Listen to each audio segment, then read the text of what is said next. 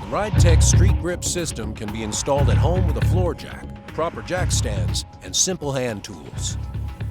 We chose to use our lift to give you the best possible view of the process. With the truck properly supported and the wheels and tires removed, we can start on the front by taking off the hub, rotor, and caliper.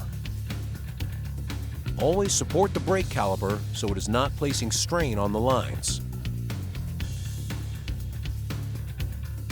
With the hub and dust shield removed, you can take off the tie rod to allow space for the shock and coil assembly to come out of the truck. These normally require some good, solid taps with a hammer on the spindle. The mounting bolts are located above the top of the coil mount. After removing the lower bolt, the entire shock and spring assembly can be removed.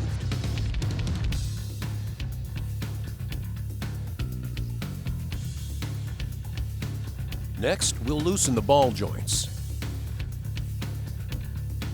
Leave the nuts loosely placed on the ball joints to keep the spindle from falling off accidentally.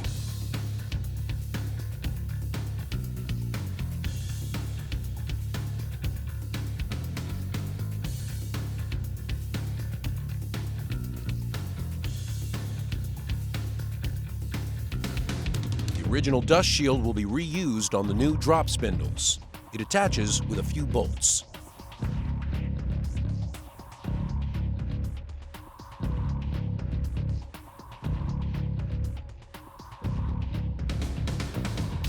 The front StreetGrip kit uses Ridetech coil-over shocks. These will need to be assembled prior to installation. The adjuster knob must be removed in order to install the coil-over hardware. Place the coil spring adjuster nut on the body of the shock. Leave the set screw loose for now, followed by the Delrin ring, then the coil spring itself.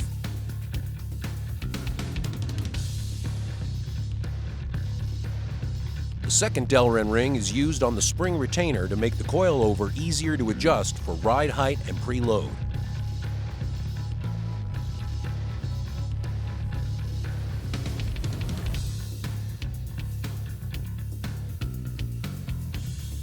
Adjust the coil spring mount to where it is snug. You can tune the final preload after the install is complete. Repeat on the other shock, and don't forget to reinstall the adjuster knob.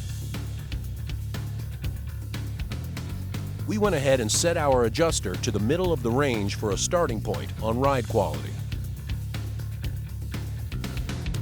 Use the supplied hardware to assemble the upper shock mounts and attach them to the coilovers.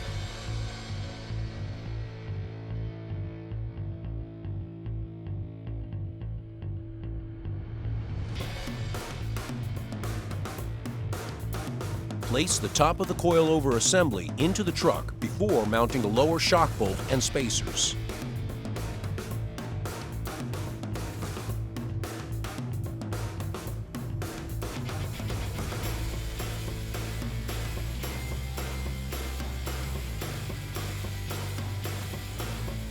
The kit includes new mounting bolts for the top plate as well.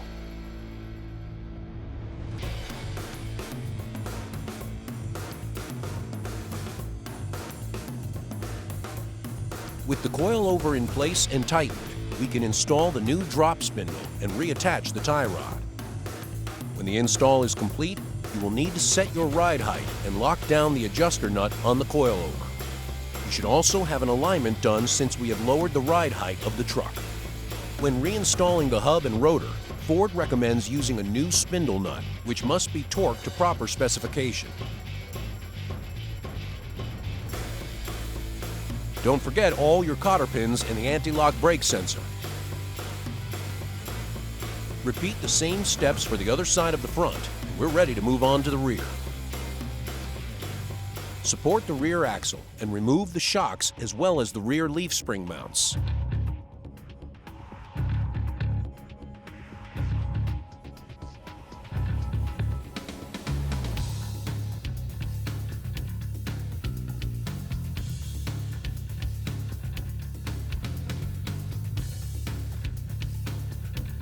After removing the original U-bolts, we will be flipping the rear end assembly to the top of the leaf springs.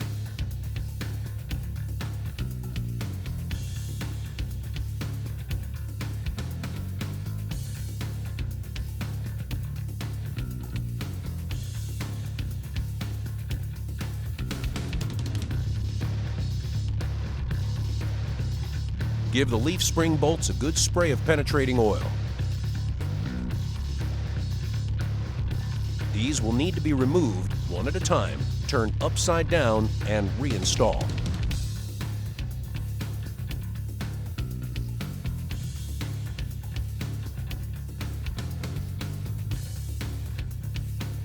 Install the new rear shackles using your choice of the 2 bolt locations.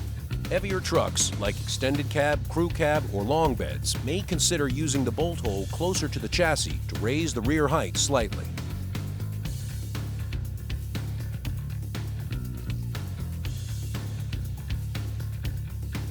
The axle mounts align on the bolts we relocated earlier with the new U-bolts and hardware.